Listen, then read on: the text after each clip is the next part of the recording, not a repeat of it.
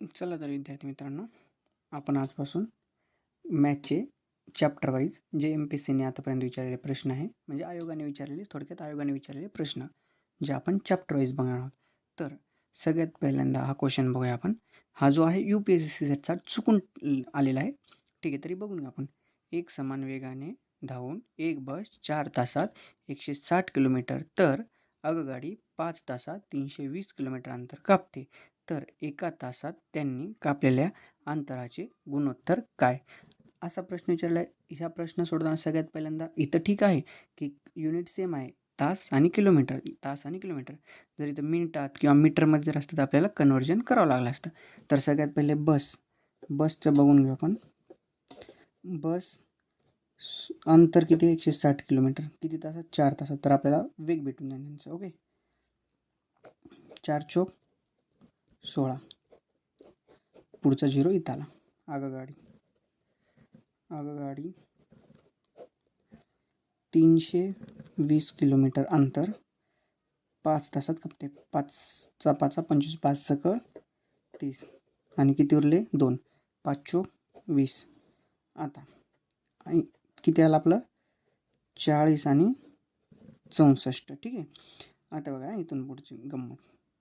आता बघायचं, ह्याला भागायचं 2ने 20, ह्याला 3 32. ओके. आता बघ, ह्याला अजून 10 आणि 16, ह्याला अजून छोटं करू शकतो आपण. 5 आणि 8, तर आपलं 8 5 8 आलं. ठीक आहे. आणि एक्झाममध्ये इतकं करत बसायचं नाही. एक्झाममध्ये फक्त इथपर्यंत, कुठंपर्यंत आणायचं? 40 आणि 60पर्यंत. आता असं ऑप्शन बघायचं की आगगाडीच्या याला 8ने भाग गेला पाहिजे. तर ठीक आहे, इथं जातो का 8ने भाग? इथं तर 5 आहे आगगाडीचा, जात नाही. इथं 8 आहे, हा जाऊ राहू शकतो. 5ने जातो भाग? राहत नाही. 1ने जाऊ शकतो.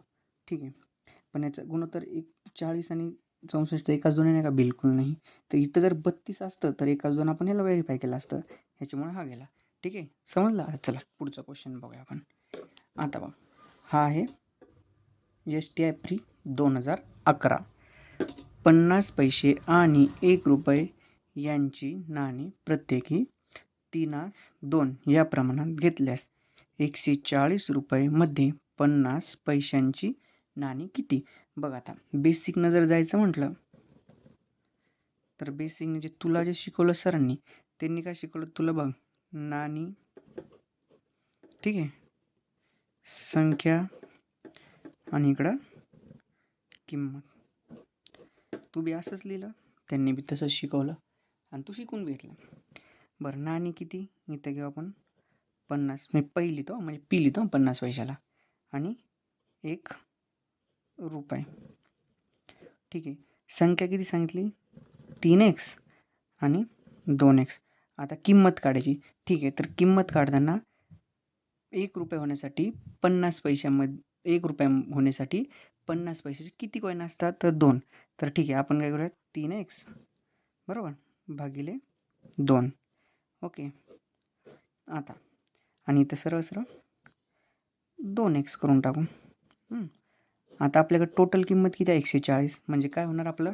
बघ आता, 3x भागिले 2 प्लस 2x भागिले 140. भागिलेच मध्ये येणार ते नंतर. 140. ठीक आहे. आता इथं पायासारखं आहे का? बिलकुल बी नाही. तर पाया सेम करण्यासाठी इथे किती न गुणायचं? 2ने. 2ने खाली गुणलं, वरती पण 2ने. बघ आता खाली डायरेक्ट 2 घेऊन टाकायचं. 3x प्लस 4x किती झाले? 140. ठीक आहे ना? आता इथं किती झाले? 7x भागिले हा भागाकारातला इकडे जाऊन गुन्हा करणार. किती झाले? 14 दुने 28. 240. आता एक्सची किंमत किती आली? 7 चोक 40. आता तुला एक्सची किंमत आली. आता ठेव, मग तुला संख्याच पाहिजे ना. बघ, 3x एक्सची व्हॅल्यू 40 म्हणजे 50 पैशाची किती? 120. हे पाय 120 तुझं ॲन्सर. ओके. हां, आता याला अजून एक दुसरी मेथड क्रमांक 2. सरळ काय करायचं? 50 पैसे आणि 1 रुपये सगळ्याला आपण काय करू, आणि टोटल किती आहे 140. सगळ्याला पैशात गुणून घ्यायचं म्हणजे सोपं होऊन जाईल तुला. बघ आता 50 पैशाचे किती नाणी आहे, 3 नाणी, म्हणजे किती पैसे झाले 150 पैसे. आता 1 रुपयामध्ये किती पैसे, 100 पैसे, म्हणजे याला 100ने आपण गुणायचं म्हणजे किती झाले 100 पैसे. इथं 100 रेशोमध्ये किती दिले 2, म्हणजे किती झाले 200. ह्याला पैशात केलं, ह्याला पैसे दिले, ह्याला बी पैशात करायचं. ह्याला जर 100ने गुणलं तर किती झाले, ओके ह्याला हां बरोबर. आता बघ यांची बेरीज करायची. 200 आणि 150 किती झाले 350 पैसे. ठीक आहे. आता ह्या आपण भाग द्यायचा. आता भाग कसा द्यायचा, तर 7ने द्यायचा. 7 5 35. Okay 7 5 35 P. 7 2 14. 1 2 3 1 2 3. हा झिरो गेला.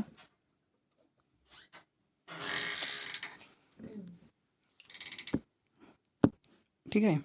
मग अजून 5 चोक 20 किती झाले 5 चोक 20 40 आले का 40 पी. आता बघ आपली किंमत किती होती 3x. 3x पाहिजे होती ना आपल्याला. मग 3 गुणिले 40 बरोबर किती झाले 120. म्हणजे काय 50 पैशाची 120 नाणी. चल तुझा आन्सर आला. ठीक आहे काय, ठीक आहे. अजून एक ही झाली बेसिक, ही झाली मेथड नंबर 2. पण आता एक्झाममध्ये तसं करायचं नाही. एक्झाममध्ये इतका वेळ आपल्याकडे नाही आहे. कॉईन लिहा, मग त्याला गुणाकार करा, पैशात करा, किंवा मग त्याला नाही का असं इतकं बेसिकने जायचं. तसं बिलकुल जायचं नाही, डायरेक्ट बघायचं. 50 पैशाची नाणी किती आपल्याकडं, रेशो किती दिलेला 3. अशी संख्या बघायची, 3ने भाग घ्यायला पाहिजे. 3ने फक्त ह्याला जातो, ह्याला जातो का जात नाही, ह्याला जातो का जात नाही, ह्याला जातो का जात नाही. त्यामुळे आपलं 120 आन्सर आला. ऑप्शनने जायचं तर ऑप्शनने बी जाऊ शकता, नाही तर मग असं बेसिकने पण जाऊ शकता. पण बेसिकने आपल्याला वेळ नसतो, कारण की आपल्याला 1 तासात 100 प्रश्न सॉल्व करायचे, त्याच्यामुळे इतका वेळ नसतो. ठीक आहे. नेक्स्ट क्वेश्चन बघूया आपण आता. A B 3 4 B C 5 6. तर आपल्याला ए सी विचारला. हा कधीचा STI मेन्स 2011. ठीक आहे. आता बघ ह्याला 3 मेथड सांगतो मी तुला. पहिली मेथड जी बेसिक, बेसिकने सांगतो पहिले. A B C. A B किती आहे 3 4. बी सी किती आहे 5 6. ठीक आहे. आता तुला काही ठिकाणी सांगितलं ज्याच्या बाजूला रिकामी जागा तिथं मागची संख्या लिहून टाकायची. ठीक आहे, लिहिली. ह्याच्या पुढं काही नाही, 5 लिहून टाकायचं. 5 त्रिक 15, 5 चोक 20, 6 चोक 24. आता बघ मला काय विचारलं ए आणि सी. ठीक आहे, मला ए आणि सी 15 आणि 24 आला, पण ह्याला भाग जातो ना आणखी. 15 आणि 24 ऑप्शनमध्ये बिलकुल बी नाही, तर आपल्याला याला भाग द्यायचा. 3 चोक 12, 3 5 15, 3 6 18, 3 7 21, 3 8 24, 5 8 आन्सर आला माझा. ठीक आहे, हे माझं आन्सर झालं. अजून ह्यालाच अजून कसं सॉल्व करतात ते बी सांगतो. ए बी किती आहे 3 4. बी सी किती आहे 5 6. इथं बी आणि इथं बी दोन्ही कॉमन आहे, पण दोघांची व्हॅल्यू डिफरंट आहे. त्यामुळे दोन्ही मला सेम पाहिजेत. त्यामुळे इथं काय करायचं, याला वरच्याला खालच्याने गुणायचं आणि खालच्याला वरच्याने गुणायचं. 5 वरती 5ने गुणायचं, खाली 4ने गुणायचं. ह्याला गुणायचं म्हणजे ह्यालासुद्धा गुणायचं. बघ आता एची व्हॅल्यू मला किती भेटली 15. इथं 5 चोक 20, 5 चोक 20, 6 चोक 24 झाली का. एची व्हॅल्यू इथं 15, इथं 20. बीची व्हॅल्यू इथं पण 20, इथं 24. मला विचारलं का तर ए आणि सी. 5 3 5 15, 3 18, 3 3 8 24. मग इथं सुद्धा 5 60 झालं. अजून एक मेथड. ठीक आहे, बघा आता ए आणि सी विचारणार, तर मी काय करणार, जे विचारलं ए आणि सी विचारलं, ए मला वरती पाहिजे, कारण नंतर मला काटायचं असतं ए आणि बी, आणि इथं काय बी आणि सी. ठीक आहे. आता मी कसं लिहितो बघ, ए आणि सी. एची व्हॅल्यू किती दिली 3, बीची किती दिली 4, बीची इथं किती दिली 5, इथं किती दिली 6. ठीक आहे. आता बघ 3 1 3, 3 2 6 बरोबर. आता ए आणि बी 5 1 सॉरी ए आणि सी 5 1 5, 4 2 8. ही मेथड तिसरी. ठीक आहे.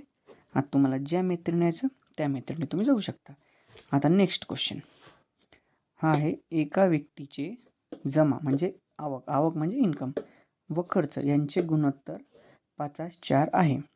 जर त्याची आवक 18,000 रुपये असेल तर त्याची शिल्लक किती? म्हणजे इन शॉर्ट काय विचारलेलं आहे आपल्याला? सेविंग.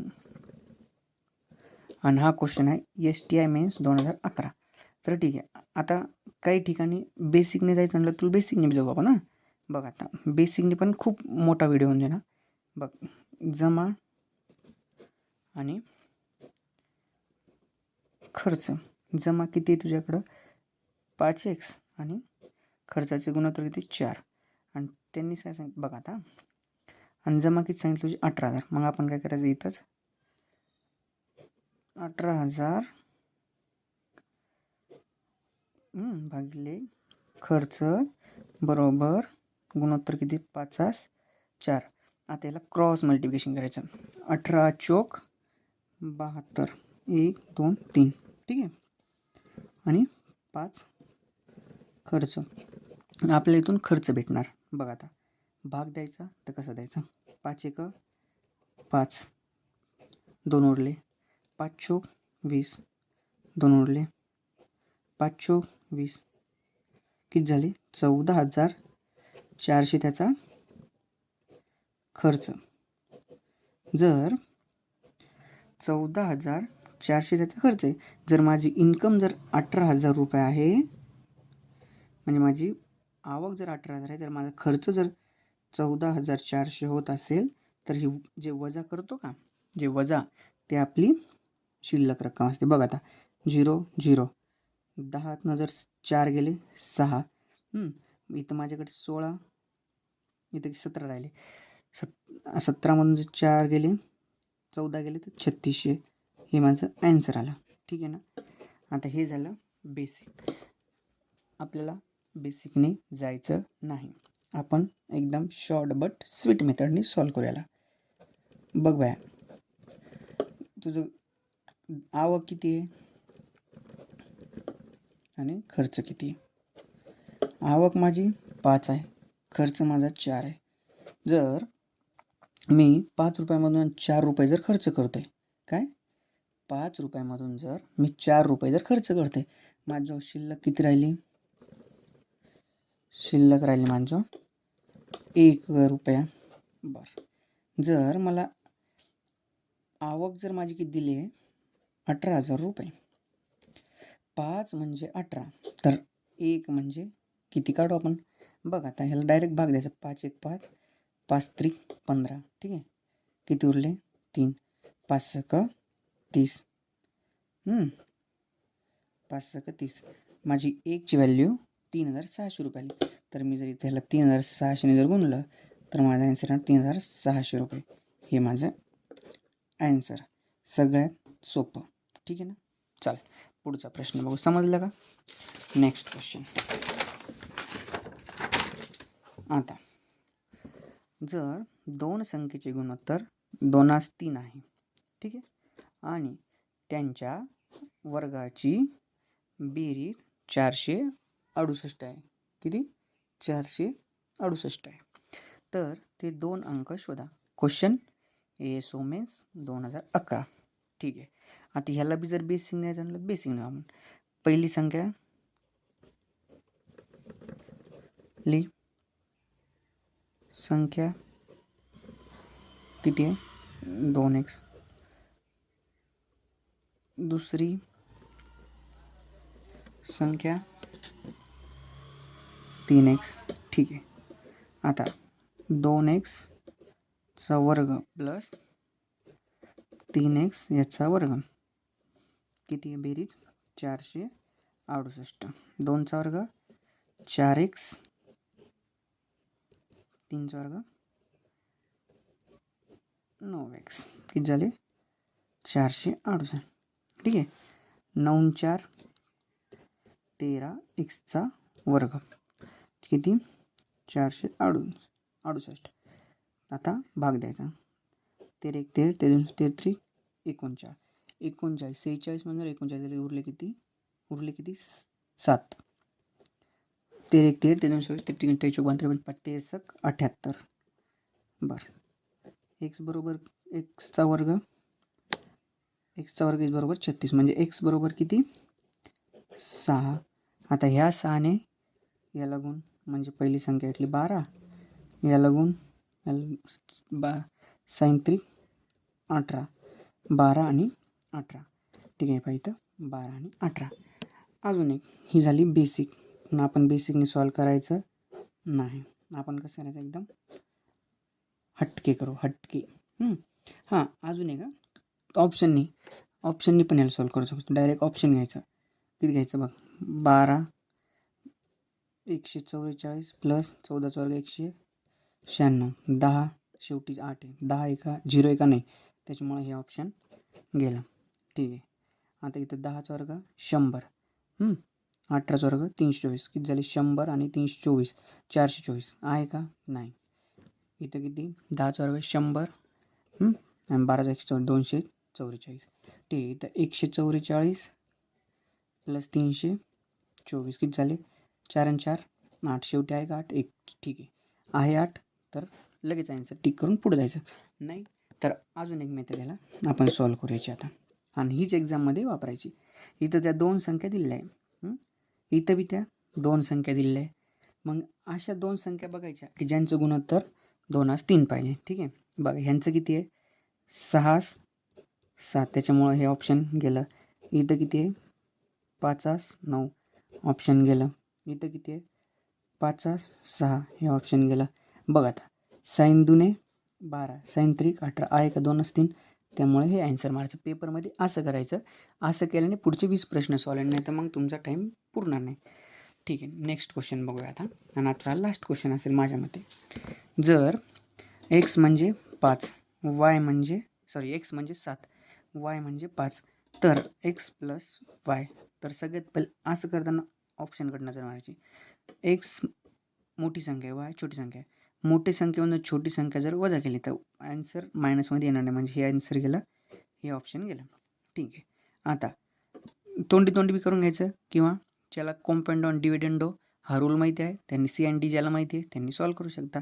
CNDमध्ये काय असतं, एक्स आणि वाय एकदा प्लस करायचं एकदा मायनस करायचं. ठीक आहे, तर बघ 7 प्लस 5 किती झाले 12, आणि 7तनं 2 गेले, 7तनं 5 गेले, 7तनं 5 गेले, किती उरतात 2, तर 7 आणि 5 12, 12 भागिले 2 आलं का.